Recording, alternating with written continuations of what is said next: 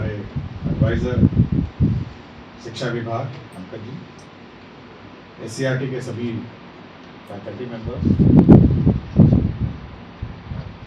और सभी आज शिक्षा विभाग से सभी संबंधित पदाधिकारी,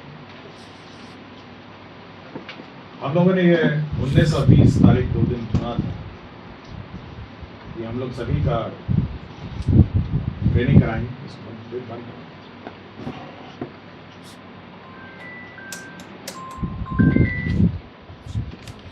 हम लोगों ने ये कार्यक्रम इसीलिए चुना था 19 और 20, 23 तारीख से हम लोग का जो पोस्ट समर वेकेशन है वो शुरू होना है और जो अब तैयारियां उसके परिप्रेक्ष्य में की जानी है उसके बारे में चर्चा होगी। पिछले 1 साल से हम लोग क्वालिटी ऑफ एजुकेशन पर हम लोग काफ़ी चर्चा करते हैं। क्वालिटी ऑफ एजुकेशन कैसी होनी चाहिए, उसका सुधार कैसा होना चाहिए और क्या क्या हम लोग के अनुभव है, इस पर भी हम लोग को शेयर करना चाहिए। पिछली बार एक मंथन का कार्यक्रम हम लोगों ने रखा था, इसके ऑर्गेनाइजर पंकज जी थे, जिसमें हम लोगों ने आपकी बातें सुनी थी और आपकी बातों के आधार पर बहुत सारा हम लोगों ने इम्प्लीमेंट कर दिया। उसके बाद से बहुत सारे परिवर्तन हम लोगों ने अपने व्यवस्था में किया, अपने प्रशासनिक व्यवस्था में बहुत सारी व्यवस्थाओं में हम लोगों ने परिवर्तन किया। सबसे पहले जो इशू आएगा, कुछ इश्यूज हैं जो मैं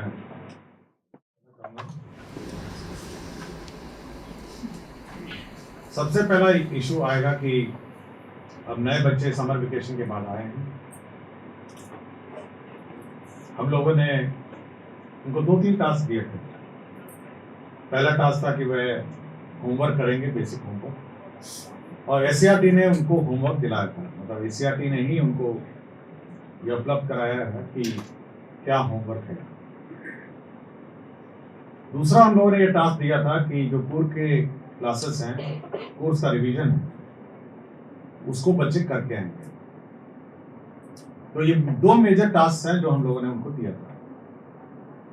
तो सबसे पहला जो एक्टिविटी होगा इस कमिंग मंथ सप्ताह से 23 से तो सप्ताह शुरू हो रहा है, ये दोनों एक्टिविटी को विद्यालय स्तर पर रिव्यू होगा और प्रधान अध्यापक इसको रिव्यू करेंगे। थोड़ा ट्रांसफर पोस्टिंग के चलते इधर उधर उथल पुथल हो रही होगी, कुछ टीचर्स इधर से जा रहे होंगे, कुछ टीचर्स उधर से जा रहे होंगे। मेरा अपना इतना ही अनुरोध सभी से है कि जल्दी ज्वाइन करेंगे और काम शुरू करेंगे। लेकिन सारे टीचर्स का ट्रांसफर नहीं हो रहा है। मतलब आप देखेंगे कि अगर 1,30,000 नहीं है तो ये केवल हम लोग का ऑलमोस्ट 1/4 है, मतलब 1/4 है 6 लाख टीचर।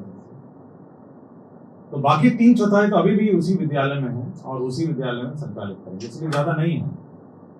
तो 3/4 विद्यालयों जो टीचर हैं उनका ये दायित्व होगा, इस एक्टिविटी को करेंगे जब तक वो 1/4 टीचर जो इधर उधर से आ रहे हैं वे अपना कार्य संभालेंगे। दूसरा ये था कि हम लोग अब समर वेकेशन खत्म हो गया है और हम लोग को 2-3 चैलेंजेस अभी भी है कि जो मैं आपको अवगत कराना चाहूँगा। सबसे पहला चैलेंज ये है कि समय पे कोर्स का कंप्लीशन। ये पिछली बार भी हम लोगों ने कहा था कि समय पे कोर्स के कंप्लीशन के संबंध में डिटेल गाइडलाइन दिए थे और SCERT ने अपने गाइडलाइंस इशू किए थे। SCERT कोर्स निर्धारित करता है और सब्जेक्ट वाइज उसका कोर्स भी निर्धारित करता है। तो सबसे पहला चैलेंज यह है कि हर स्कूल अपने कोर्स कंप्लीशन पे बहुत ध्यान देता है और इसलिए ज्यादा ध्यान रखना महत्वपूर्ण है कि आगे जाके चुनाव है और चुनाव में लोग व्यस्त हो जाएंगे और शैक्षणिक कार्य बहुत प्रभावित हो जाता है चुनाव में। एक तो चुनाव में स्कूल बूथ हो जाता है, टीचर्स का पोलिंग ड्यूटी लग जाता है, इसलिए हम लोग को थोड़ा फास्ट ट्रैक करना पड़ेगा हमारे सिलेबस को। और मैं चाहूंगा SCERT को और डायरेक्टर प्राइमरी हैं कि उस चुनाव अवधि को थोड़ा हल्का करते हुए आगे पीछे कोर्स को एडजस्ट करें। ऐसा ना हो कि हम लोग धीरे धीरे चले और जब पीक पकड़े तो चुनाव आ गया। और अगले साल से जातिगत जनगणना भी होनी है। मुझे यार शेड्यूल नहीं पता कि कब से शुरू होनी है, बट केवल ये मेजर चैलेंज चुनाव है जो बीच में, जिसको हम लोगों को बहुत ध्यान रख के शेड्यूलिंग ऑफ अवर सिलेबस करना होगा। एक टीचर ने लास्ट टाइम वीडियो कॉन्फ्रेंसिंग में मुझे बहुत अच्छा सुझाव दिया, और नेशनल अवार्डीज आए थे, उन्होंने बहुत अच्छा सुझाव कि हर टीचर की अपनी अपनी प्रोग्रेस डायरी भी होनी चाहिए, और ये हेडमास्टर के कस्टडी में होगा। जब टीचर सुबह आता है जो भी है, वो पहले लिखेंगे कि आज मैंने ये कोर्स पढ़ाना है, और जब क्लोजिंग होगा तो मैंने ये कोर्स पढ़ा दिया। तो ये बहुत क्लियर होना चाहिए कि हर टीचर को कि सुबह उसने क्या प्लान किया था और शाम को क्या करेगा, ये बिल्कुल स्पष्ट होना चाहिए। और बिल्कुल ये स्पष्ट यह होना चाहिए कि आपका जो कोर्स कंप्लीशन प्रोग्रेस है, उस डायरी में कोर्स कंप्लीशन प्रोग्रेस। इससे एक ध्यान होगा कि कोई भी इंस्पेक्शन में आएगा या कोई भी व्यक्ति जांच में आएगा, वो उस डायरी से पता कर पाएगा कि आज क्लास में क्या चल रहा है। तो मैं एक पहले चाहूंगा कि सभी टीचर, जैसे स्टूडेंट डायरी होती है वैसे टीचर डायरी भी होगी, जो हेडमास्टर के पास होगी, और रोज सुबह शाम जो टीचर हैं वो डेट वाइज लिखेंगे कि आज उन्होंने क्या किया। हो सकता है सुबह ना भी करा हो तो शाम का जब क्लोजिंग होता है 15-20 मिनट में, आज उन्होंने पूरे दिन क्या किया लिख के। दूसरा एक बहुत मेजर चैलेंज हमने देखा कोर्स, वो मैंने ये देखा कि टीचर पढ़ा रहे हैं कुछ और स्टूडेंट पढ़ रहे हैं कुछ और। मतलब स्थिति इतनी खराब थी, और 3 बार मैं गया कि टीचर ब्लैक बोर्ड में मैथ्स पढ़ा रहे हैं और स्टूडेंट इंग्लिश का पेपर खोल के, किताब भी मैंने तो बहुत देखा, किताब इंग्लिश का खोल के। और ऐसा नहीं है कि कोई मेड अप है या कुछ, मतलब क्योंकि मैं औचक ही जाता हूँ, किसी को पता भी नहीं रहता। तो जब अचानक पकड़े जाते हैं तो यहाँ पे गणित का अभ्यास हो रहा है बोर्ड पे, और वहां पे जो स्टूडेंट है वह अपना इंग्लिश और हिंदी और सोशल स्टडीज और हिस्ट्री का किताब खोल के जाता है। तो बार बार ये मैंने कहा है, इसी आर्टिकल में मैंने बात करी कि जब आप इतनी ट्रेनिंग देते हैं तो ये टीचर जाके ये काम वहां पे क्यों नहीं करते हैं कि वो चेक ये कम से कम एक बार घूम जाए कि भाई वो कर क्या रहा है। हम लोग प्राइवेट स्कूल में पढ़ेंगे, हमारे जो हेडमास्टर है, हेडमिस्ट्रेस है, या जो क्लास टीचर है, उसका काम था कि एक बार चक्कर लगा दिया क्लास शुरू होने से, यूं जाके फिर यूं, और ये वो केवल यही चेक करती थी आज वो स्टूडेंट क्या नोटबुक लेकर आया है और क्या पन्ना खोल के जाता है। ये टीचर और स्टूडेंट कनेक्ट का एक समय है। अचानक आए बच्चे अपना जो जानने में जाए, जो करना चाहे, और यहाँ पे टीचर बैठ के अपना पढ़ाए और वहां से ये चिकन नहीं। स्टूडेंट टीचर का काम है एक बार घूम के देखें, यूनिफॉर्म नहीं है तो यूनिफॉर्म पे टोके, बच्चा का आउटलुक ठीक नहीं है तो एक बार टोके, और उसके बाद घूम घाम के आते अपना पढ़ाए।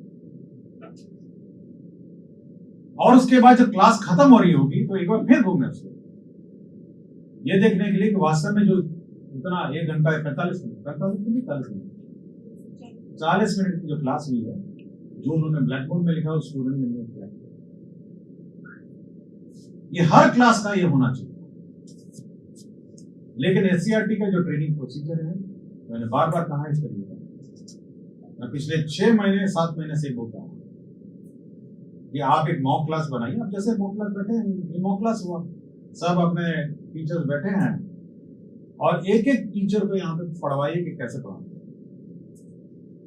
मैं चाहता हूँ कि समय पे कोर्स, पहले तो कोर्स लिखना पड़ेगा ऊपर, आज हम मल्टीप्लिकेशन सीख रहे हैं, डेट लिखना है, फिर चेक करना कि बच्चे लोग डेट लिखे हैं नहीं लिखे, अपने लोग लिखे, उसके बाद उसको पढ़ाना है, फिर बीच बीच में उसको पूछना है, और एक टीचर स्टूडेंट कनेक्ट उसको मेंटेन करना है।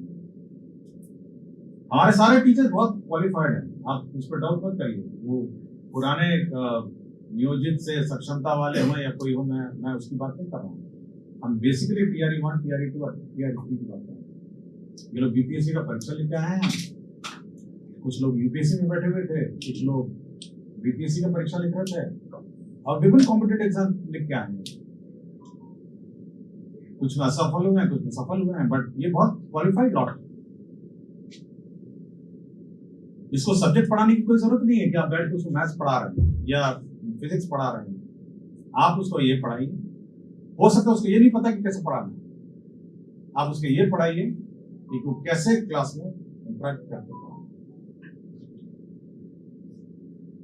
मैंने एक बार बाराचट्टी गया था, बाराचट्टी बिल्कुल पलामू बॉर्डर पे जंगल के अंदर स्कूल था। वहां 3 यंग मतलब वो टीचर्स और FLN किट निकाल के वो पढ़ा रही थी। ट्रायंगल था, स्क्वायर था, नंबर था, कुछ कर रही थी और बच्चे सब बैठे हुए थे, सबसे सिखा रहे थे। हम लोग इतने सारे FLN बनाते हैं, FLN किट है, दुनिया भर का सब है, लेकिन ज्यादातर FLN किट जब स्कूल में जाता है वो संदूक और स्टेनलेस स्टील वो जो संदूक है उसके अंदर जाके बंद होता है। अभी क्यों होता है? ये SRT का प्रॉब्लम है, टीचर का प्रॉब्लम है, ट्रेनिंग का प्रॉब्लम है, या उसको पता ही नहीं क्या करना है उसको। वो सारा संदूक में भरा रहता है और बिल्कुल ब्रांड न्यू दिखता है। मतलब आप हाथ लगाएंगे ना तो ऐसा लगता है कभी कभी तो पैकेट खोलना पड़ता है मुझे। Brand new unused FLN kit बंद रहता है। तो फिर पढ़ाने का क्या, FLN किट का क्या औचित्य है? बहुत सारे अभी भी यहाँ पे हमारे जो SCRT में एग्जीबिशन हुए थे, 110 पार्टिसिपेंट थे। बहुत सारे एग्जीबिशन में जो ट्रेनिंग टूल्स का उन्होंने प्रदर्शन किया था और उसकी किताब भी एक निकली है सर, QR कोड के साथ, TLM। केवल एक एग्जीबिशन के रूप में नहीं होना चाहिए ना, ये तो वहाँ फील्ड में होना चाहिए ना। और जब तक ये फील्ड में नहीं रहेगा, मतलब फील्ड के अंदर जब तक इसका प्रयोग नहीं करेगा, it is as good as बेकार किया हम लोगों ने, बट बेकार है। और जानबूझ के मैंने पिछली बार कहा कि जितने भी SCRT के टीचर्स हैं इनके साथ 5 स्कूल अटैच होंगे और ये लोग जाके देखेंगे जो ट्रेनिंग हो रहा है वास्तव में, वो जो वहाँ पे टीचर है वो वास्तव में जो इन्होंने क्लास में पढ़ा है वो एक्चुअली कर रहा है या नहीं कर रहा। और फिर उसके बाद करेक्शन होगा, तो मैंने ऐसे नहीं पढ़ाना था, वैसे पढ़ाना था। तो ये बहुत सीरियस डाउट्स हैं इस पर। या तो ट्रेनिंग का कोई इशू है या some connect between the department, SCRT और टीचर। वास्तविक में वहां जाके जो हम कहते हैं वो कुछ हेडमास्टर लोग इंडिविजुअली बहुत ही इनोवेटिव है। मैं ये याद है आरा में मैं गया था, आरा के उसने पूरा का पूरा कोर्स वहां पे दीवार पे पेंट कर दिया, मतलब सिलेबस। और वो लोग सब हेडमास्टर स्टाफ रूम में आकर चेक करते हैं, कोर्स कर देते हैं।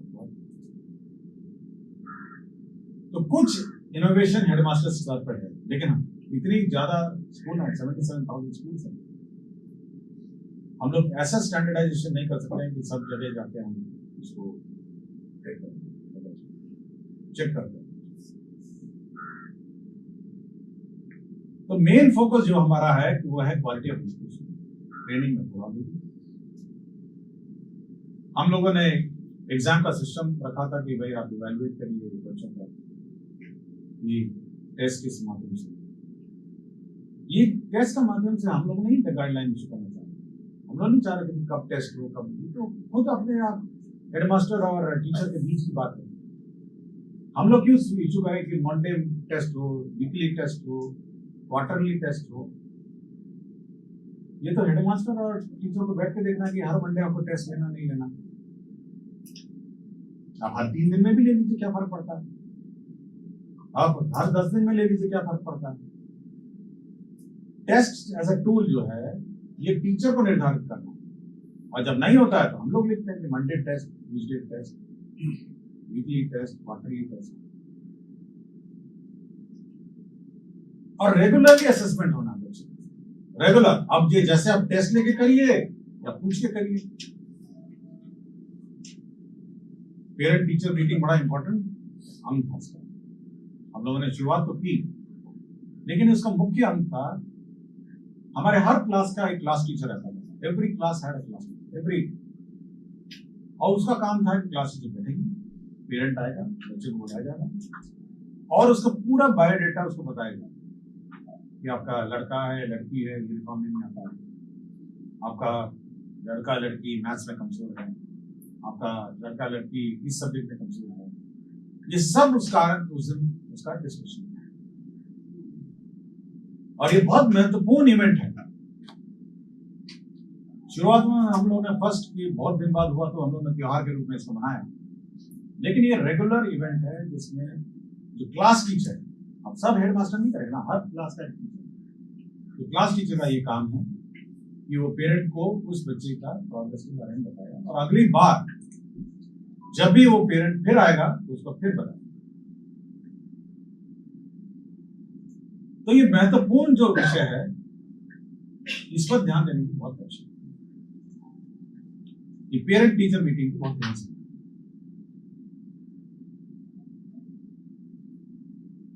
हमारे बाकी जो एक्टिविटीज हैं, फिजिकल एक्टिविटीज हैं, म्यूजिक है, डांस है, इसके लिए हम लोगों ने कंपल्सरी सैटरडे में निर्धारित किया और सुरक्षित शनिवार हम लोगों ने निर्धारित किया है जब सारे एक्टिविटीज होंगे और इसकी भी मॉनिटरिंग।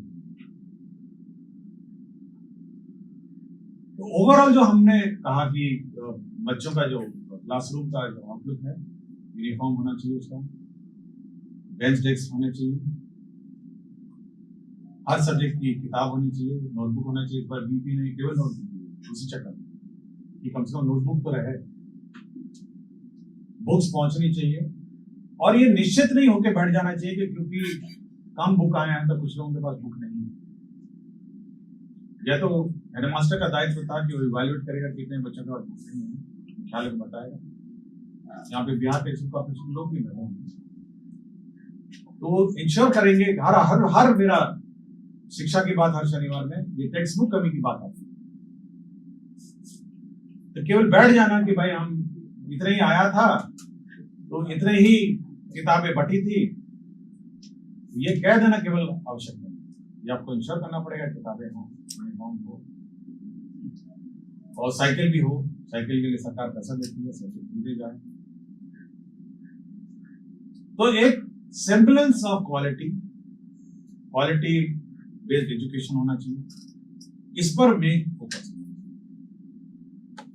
हम लोगों ने बायोमेट्रिक अटेंडेंस शुरू किया और हम लोग रेगुलरली इसका इवैल्यूएशन भी कराते हैं, चेक भी कराते हैं। कुछ टीचर्स आज भी फर्जीवाड़ा का प्रयोग करते हैं, बोर्ड पे लगा दिया अपना फोटो और साथी को बोल दिया कि आप मोबाइल से फोटो। देखिए बहुत दिन नहीं चलने वाला, ये बहुत थोड़े दिन चल सकता है और पब्लिक का भी बहुत ही अलर्टनेस है, पब्लिक भी शिकायत करती है और पब्लिक शिकायत करती है तो जा सकता है। और हमने ये भी कहा है कि सबसे कठोर से कठोर सजा होगी क्योंकि फॉल्सिफिकेशन ऑफ डॉक्यूमेंट।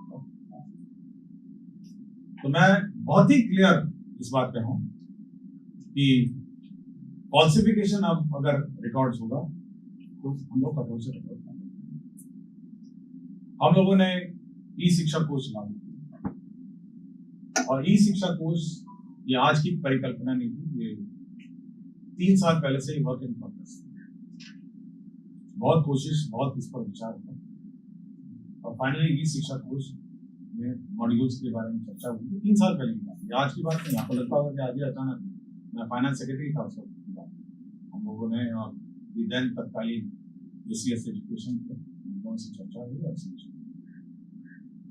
अब इसको फुल फ्लेज्ड इसको लागू, मतलब ये केवल अटेंडेंस का मॉड्यूल नहीं और ये केवल मतलब हाजिरी लगाने का या केवल छुट्टी अप्लाई करने का नहीं। इसमें आपको टैबलेट भी एक बार उपलब्ध कराए जाएंगे, सभी स्कूल्स में टैबलेट्स होंगे और उस टैबलेट के माध्यम से आप अटेंडेंस भी बड़ी इसमें ना आप जीपीएस टैंपर कर पाएंगे, और ना ही इस प्रकार का फोटो तो रिकॉर्ड रहेगा कि आपने किस फोटो से किया और क्या। तो पहले तो बायोमेट्रिक अटेंडेंस। दूसरा, हर क्लास का आपको फोटो लेना, मतलब every day the photo of the class. Class 1 है तो क्लास 1 का फोटो होना चाहिए, क्लास 2 क्लास 2 का फोटो होना चाहिए, क्लास 3 क्लास 3।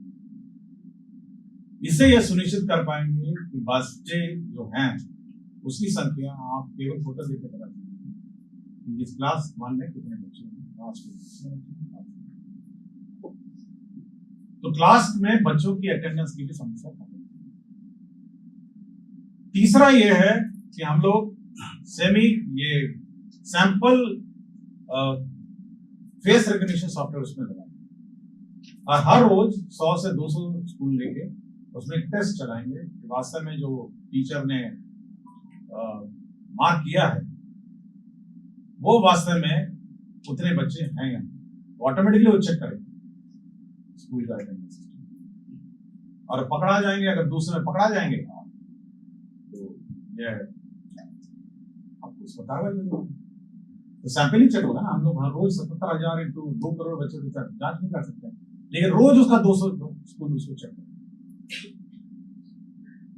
तो यह भी लागू उसमें हो जाएगा। तो आपका बच्चों का अटेंडेंस, बच्चों का फर्जीवाड़ा और बच्चों का जो बाकी अटेंडेंस सब। तीसरा यह है कि अब उसका लिंक है mid day meal. Mid day meal चाहे कितना भी कहे, हम लोग ने मैंने एक सप्ताह, एक महीना, एक साल मैंने फर्जी अटेंडेंस लगाने के 2-3 कारण और प्रमुख कारण उसमें मिड डे मील। प्रमुख कारण, फर्स्ट टॉप मोस्ट रीजन है सब चाहता है कि अगर 50 बच्चा है तो 200 दिखाऊं, 100 बच्चा है तो 400 दिखाऊं। प्रथम जो प्रॉब्लम है वो मिड डे मील, और ये तो नॉट टॉलरेबल है और इसको तो अप्रोच करते हैं। और अब तक क्योंकि बायोमेट्रिक हो जाएगा, फोटो आ जाएगा, फोटो से तो जैसे ही डालेगा मिड डे मील आज 50 है तो आप 50 फोटो होने चाहिए। अगर वहां पे 10 बच्चा है और 50 दिखाएगा तो मिड डे मील के प्रभाव है। तो पहला तो वो। दूसरा है गांव में दबाव, कि अगल बगल गांव के लोग माता पिता आएंगे, कहेंगे मेरा फर्जी अटेंडेंस लगाइए बच्चों में। शेखपुरा ठीक हो रहे ना। तो बच्चों का दबाव, ये माता पिताओं का दबाव, उसका मुख्य कारण ये है। उसके 2 कारण। उसका ये कारण, पहला कारण है कि उसका बच्चा वहां पढ़ता ही नहीं, उसका बच्चा पढ़ता है ट्यूशन और कहीं दूर कहीं क्लास में पढ़ता है। ये कारण है ना। तो पहला तो है कि फर्जी अटेंडेंस लगवाइए उसका, और दूसरा है गरीब बच्चा स्कूल नहीं जा पाता है, उसका अटेंडेंस है, मतलब आउट ऑफ स्कूल और ड्रॉप आउट जिसे कहते हैं ना, यही कहते हैं ना ऐसे कि भाई कम से कम यूनिफॉर्म का पैसा खाते में आ जाएगा, माता पिता का साइकिल का भी आ जाएगा, पैसा आ जाता है, सरकार देती है, अटेंडेंस फर्जी करेंगे। तो 2-3 मुख्य कारण। पहला कारण वही है कि स्कूल में पढ़ते ही फर्जी लगवाइए इसका। तो ये फर्जी अटेंडेंस का सिस्टम बंद होगा। तो इतने टीचर्स हो गए ना। हम आज पूछ रहा था फाइनली सॉफ्टवेयर जब चेक कर रहे थे ट्रांसलेशन, सर कितना पीटीआर इसको मिनिमम है। तो मैंने कहा भाई पीटीआर अब 20 और 40 के बीच में रखिए, नहीं होगा ना। लेकिन अगर 20 में अगर पीटीआर में फिट करता हूँ तो पता चला जब क्लास जाऊंगा ना तो 5 बच्चे में 40 में मान लिया 20 होगा, लेकिन अगर 20 रखूंगा तो 5 बच्चे पे एक टीचर नजर आ रहा है। तो ये फर्जी अटेंडेंस इसको प्लीज बंद करवाइए, बिकॉज पूरे हमारे इकोसिस्टम में पूरे टीचर का फर्जी अटेंडेंस, स्टूडेंट का इसको बंद। अगर कोई माता पिता चाहता है कि भाई वो प्राइवेट में पढ़े तो पढ़े ना, नाम काटिए, यहाँ से काटिए, अपना घर जाइए, अपना ले जाइए, लेकिन किसी स्कूल में भर्ती करा दें। ऐसा नहीं कि काट के घर बिठा दी, भी अलाउड नहीं, अंडर दी आती है, वो भी कानूनन जुर्म है। लेकिन अगर आप उसको मतलब फर्जी अटेंडेंस लगाएंगे तो आपको यही नहीं पता कि बच्चा है कहाँ पे, वो स्कूल में है, ट्यूशन में है, कहाँ है। ठीक उड़ना शेखर दियो। तो ये बिल्कुल इंश्योर करना होगा कि आपको फर्जी अटेंडेंस में बिल्कुल स्ट्रिक्ट होना चाहिए। और तीसरा है वो ई शिक्षा कोर्स में वो जो टैब है वो अब आपका सिलेबस भी जांच करेगा। तो जो टीचर नोटबुक है उसको रोज लिखना है और उसको फोटो खींचना है।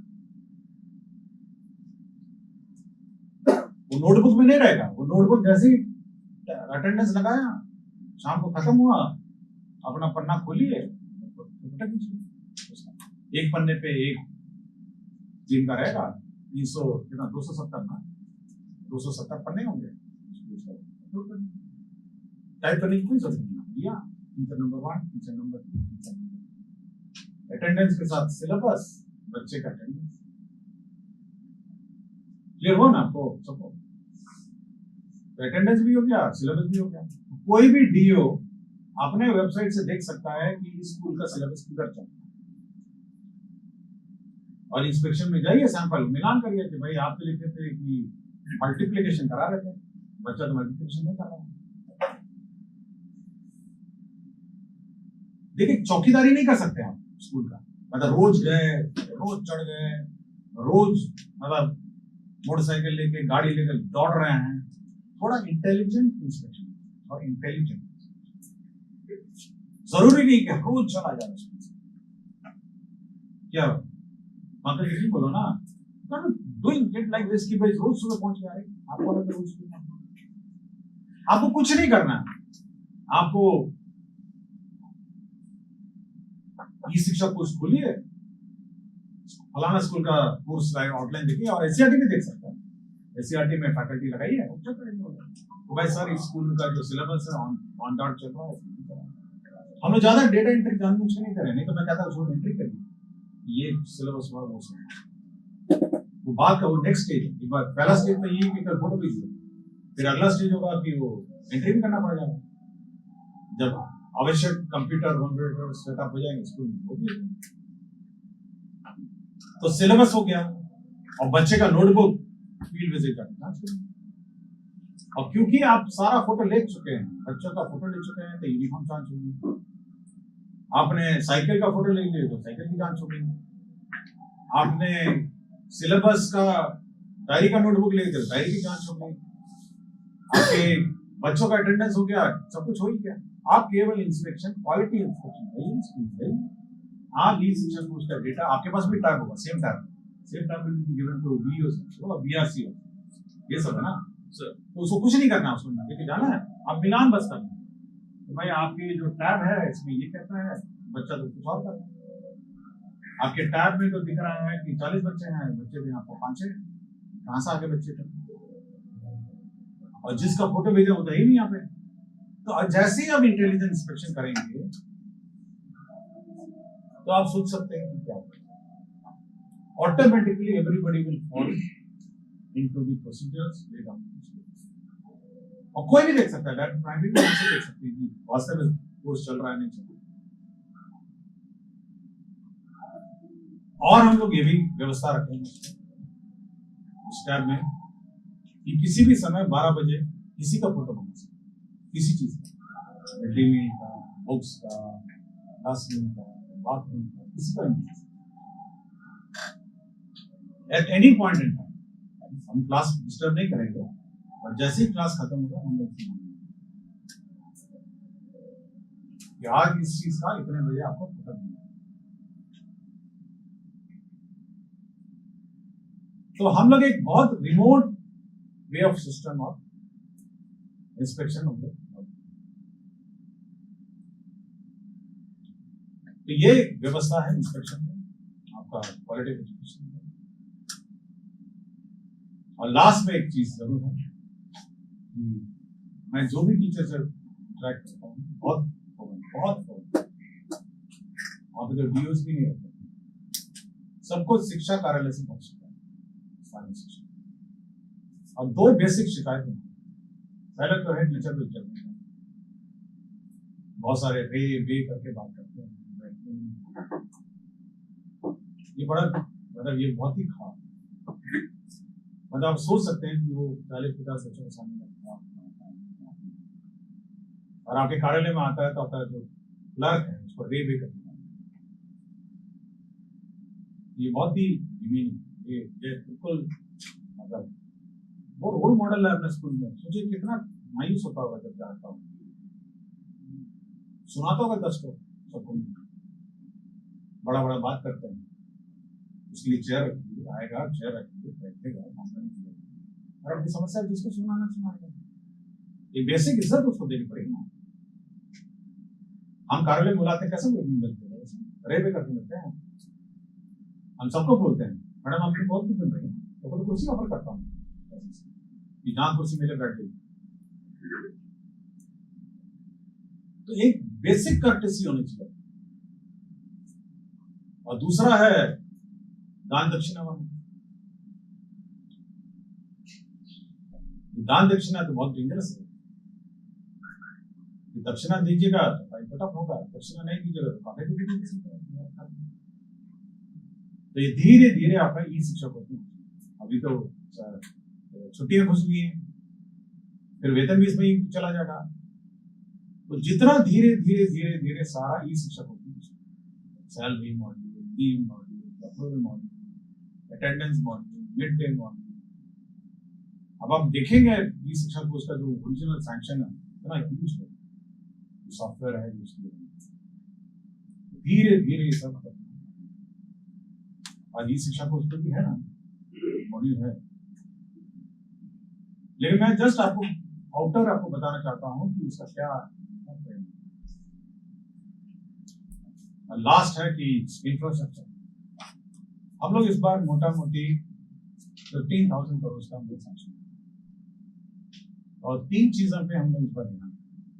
पहले तो है नंबर 1 एडिशनल क्लासरूम्स, दूसरा है electrification of complete electrification of school buildings, तीसरा है टॉयलेट्स एंड पीएचईडीज पंप और मोटर्स, और चौथा है आपका लॉन्ड्री होम, और पांचवा है आपका प्लेग्राउंड। 5 कंपोनेंट, और 5 कंपोनेंट हम लोग पूरे राज्य में एक साथ सैंक्शन। एजेंसीज अलग है, पीएचडी का हो सकता है, पीएचडी करेगा, प्लेग्राउंड करेगा मनरेगा, और कुछ इस पार्ट में हम लोग पंचायती राज व्यवस्था को देंगे कि आप बाउंड्री वाल टाइप बनाएंगे जहाँ पे इंक्रोचमेंट के मामले में पब्लिक, और एडिशनल क्लासरूम राज्य स्तर से। तो ये हम लोग इस सप्ताह स्टार्टिंग 20 तक हम लोग ये भी सैंक्शन ऑल दी, और एक काम मोटा मोटी आपका 10-15 दिन में काम शुरू होगा। जो काम पंचायत को है वो डिपार्टमेंटली अपना काम शुरू कर देंगे, तो तुरंत 10-15 दिन में काम भी लगेगा। लेकिन मेरा इतना ही अनुरोध है कि जब आप लिस्ट जो जाएगी वो आपसे वेट होगी, मतलब यू विल फाइनली डिसाइड कि स्कूल में मॉडल बनना है, इस स्कूल में एसीआर बनना है, इस स्कूल में टॉयलेट बनना है, इस स्कूल में फलाना है, ये आपका काम। हम लोग ग्रॉस नंबर्स भेजेंगे कि इतने क्लासरूम हम लोगों ने इस ब्लॉक में सैंक्शन किए, इतने क्लासरूम इस ब्लॉक में, इतने मीटर हम लोगों ने बाउंड्री किया, ग्रॉस नंबर जाएंगे ब्लॉक में। आपका काम है कि किस स्कूल में बनना है ये आप चिन्हित करेंगे, वो भी ई शिक्षा कोष, और उसके बाद आपका काम खत्म। That's all. You will identify कि स्कूल में इसे बनना है, इस स्कूल में इतना बाउंड्री वॉल बनना है, इस स्कूल में इतने टॉयलेट बनने हैं, इतने लिफ्ट। और मैं आपको इसमें इन्वॉल्व नहीं करूंगा, केवल फर्स्ट टाइम आप इसको इंगित करेंगे कि किस किस स्कूल में क्या करना है, क्योंकि ई शिक्षा को उसमें एक तरफ रिक्वायरमेंट है और आप उसमें डाल रहे होंगे कि ये काम करें, तो हम कंपेयर कर सकते हैं कि रिक्वायरमेंट करना। तो हम लोग को बेसिक इस 2 दिन का जो कार्यशाला है क्वालिटी ऑफ एजुकेशन की बात करें। अटेंडेंस तो पुराना है, वो सब कौन केस, मतलब वो तो बात पुरानी। क्वालिटी ऑफ एजुकेशन है, हमारे इंस्ट्रक्शन सिस्टम है, हमारे ई शिक्षा कोष के कैसे मॉड्यूल्स हैं, इंफ्रास्ट्रक्चर के बारे में हम लोगों ने डिस्कस किया, और जो इंटाइटलमेंट्स हैं, बुक्स है, यूनिफॉर्म है, हमारे बुक्स यूनिफॉर्म साइकिल है, और गर्ल्स स्पेशली जो बड़ी लड़कियां हैं उसके लिए पिंक रूम बनाना, सैनिटरी पैड्स के लिए डिस्पेंसर्स का एक जगह रखना, ये सब ब्रॉडली सब आपको व्यवस्था है। और नए टीचर्स ज्वाइन करेंगे। कल डायरेक्टर प्राइमरी ने मुझे कहा कि समारोह रखना है जहाँ पर बच्चों को वापस बुलाना है, वापस आएंगे, एक समारोह के रूप में उसको मनाना है, और उसी में होमवर्क डिस्कस करना है, मॉडल सिखाने हैं, होमवर्क जो किया है उसका प्रदर्शन करना है, और एक सप्ताह ही चलेगा। और इसी बीच टीचर आप ऊपर नीचे करके जा रहे हैं हाउस में, तो एक समारोह के रूप में इसको मनाना है। और नेक्स्ट वीक से, इस वीक को छोड़कर नेक्स्ट वीक से सीरियस कोर्स स्टडी होगा, और एसीआरटी फिर रीडिजाइन करेंगे। यही है, मैं उम्मीद करता हूँ कि आप कार्यशाला में ध्यान से सुनेंगे और सब में फील्ड लेवल पे जो फीडबैक है, मेरा फीडबैक सिस्टम बहुत स्ट्रॉन्ग है, बहुत दुनिया भर से आता है। ऐसा नहीं है कि मैं केवल पदाधिकारी से फोन करता है, व्हाट्सएप करता है, दुनिया भर से आता है।